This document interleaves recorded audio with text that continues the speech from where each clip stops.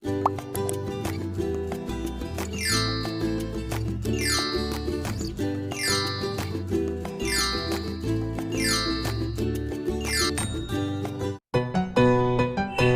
guys, welcome back to my channel, and today I'm going to present to you how bulk of curry is cooked for a big event.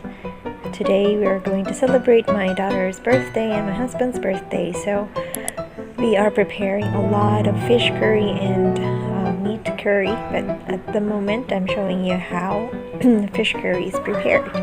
And as you can see, I am featuring my aunt-in-law, and she is making grass carp curry. And as you know, the basic foundation of any curry is garlic, onions, turmeric powder, cumin powder, and chili powder.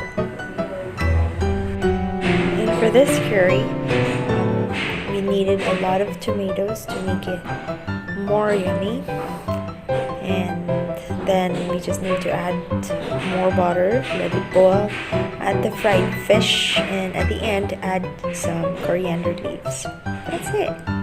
It's as easy as that.